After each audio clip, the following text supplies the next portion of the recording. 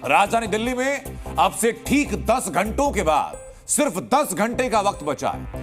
10 घंटों के बाद वोटिंग होगी। लेकिन दिल्ली में वोटिंग से एक रात पहले हवा क्या बदल चुकी है? क्या रातों रात दिल्ली चुनाव का मुद्दा बदल चुका है? और यह मैं इसीलिए कह रहा हूं क्योंकि दिल्ली में वोटिंग से ठीक पहले जो जो हुआ उसने बड़े से बड़े मुद्दे, भारी से भारी भाषण सबको एक तरफ कर दिया। वो 3 फैक्टर जो दिल्ली की पूरी वोटिंग फिक्स कर सकते हैं वो है हिंसा, वो फैक्टर है घुसपैठ और वो फैक्टर है मुसलमान।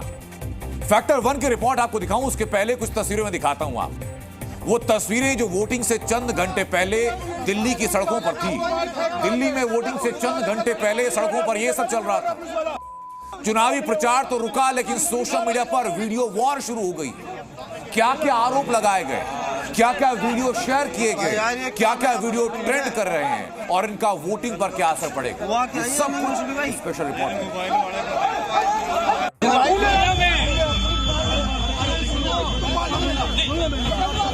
क्या धमकी क्यों दे रहे हो? 4 दिन के बाद क्या कर लोगे? देखो जी, मालवाजी आ गए। रमेश बिधूड़ी जी की टीम से कुछ लोग झुग्गी क्लस्टर के लोगों को रात को धमका रहे थे।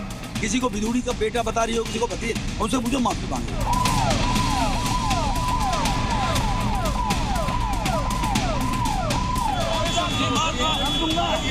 ये तस्वीरें राजधानी दिल्ली में चुनाव के चंद घंटे पहले की तस्वीरें बता रही हैं कि दिल्ली में कल क्या होने वाला।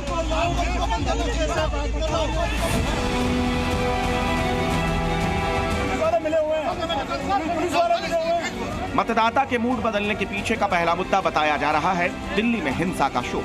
दिल्ली में वोटिंग से ठीक पहले राजनीति का नया अखाड़ा बनी कालकाजी सीट, जहां देर रात जमकर हंगामा हुआ। ये पॉलिटिकल हाई वोल्टेज ड्रामा पूरी रात चलता रहा। आम आदमी पार्टी ने back to back social media पर पोस्ट किया और बीजेपी पर कई आरोप लगाए।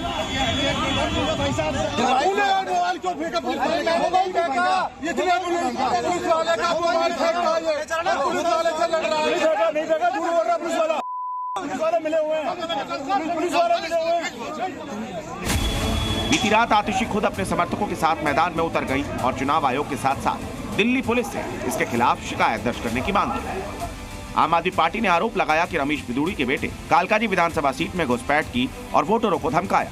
उन्होंने जे कैंप में वोटरों को डराने का भी आरोप लगाया। वहीं रमेश बिधूड़ी ने सभी आरोपों को नकारा और कहा कि आतिशी बीजेपी कार्यकर्ता को धमका रही है। रमेश बिधूड़ी जी की टीम से कुछ लोग हमारे एक झुग्गी क्लस्टर के लोगों को रात को धमका रहे थे।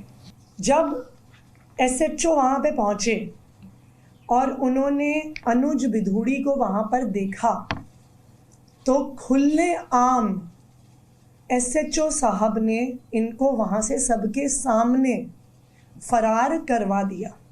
उससे पूछो, माफी मांगे। ये झूठे कर दिए। किसी को बिधूड़ी का बेटा बता रही हो, किसी को भतीजे, उनसे पूछो, माफी मांगे। आम आदमी पार्टी की 3 महिला जो वीडियो फिल्म बना रही है पिछले दिन, नकली बेबक, वो महिलाएं गाड़ी को रोक रही है। किसी को 2 घंटे डिटेन करके रखा 11 से 1 बजे। SHO DC भी मौके पर गए हैं, कहा इसकी तलाशी लो। इलेक्शन कमीशन के लोग आए, तलाशी ली गई, कुछ मिला नहीं उसमें। आतिशी वहीं खड़ी है। बीती रात दिल्ली की सड़कों पर इस दंगल को देखते हुए आज मतदान से पहले की रात अंतिम है। यही वजह है कि आज की रात भारी है, लिहाजा दिल्ली के चप्पे चप्पे पर सुरक्षा बलों की तैनाती की गई। दिल्ली पुलिस के 42,151 जवान तैनात रहेंगे। इसके अलावा 19,000 से ज्यादा होमगार्ड्स की तैनाती है। अर्धसैनिक बलों की 220 कंपनियां भी तैनात हैं।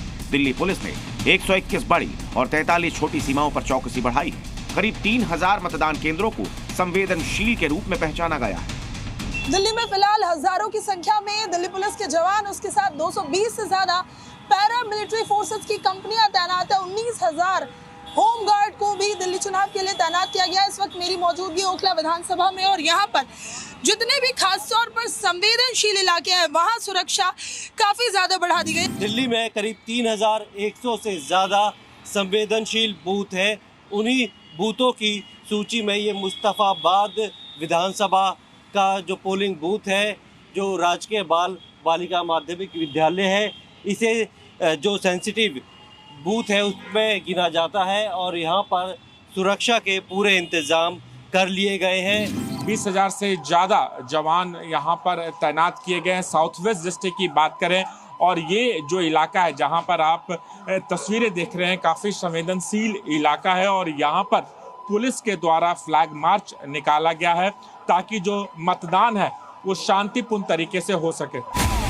दिल्ली के चुनाव में ऐसा पहली बार है जब वोटिंग से पहले इतनी टेंशन है, मतदान से पहले इतना तनाव है और यही वजह है कि यह मुद्दा मतदान में हावी हो सकता है। ब्यूरो रिपोर्ट, जी मीडिया।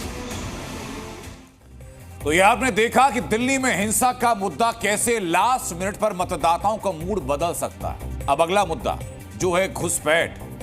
जेएनयू ने दिल्ली चुनाव में घुसपैठियों पर एक रिपोर्ट जारी की। इसमें लिखा कि 2017 के बाद से भारत में अवैध प्रवासी बढ़े हैं और इनमें से बड़ी संख्या में अवैध प्रवासी दिल्ली में आकर बसे।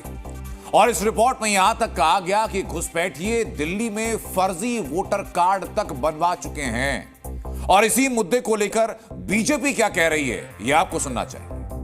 दिल्ली की डेमोग्राफी बांग्लादेशी घुसपैठियों के कारण और रोहिंग्यान्स के कारण बदल रही है, जो कि एक खतरे की सूचक है।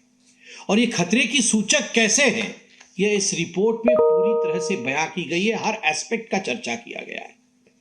उसमें कहा गया है कि सोशियो इकोनॉमिक फ्रंट पे बहुत बड़ा बदलाव आ रहा है और खास करके कंस्ट्रक्शन वर्कर और जो लो पेइंग जॉब्स हैं उसमें एक प्रतिस्पर्धा, उसमें एक कंपटीशन शुरू हो गया है।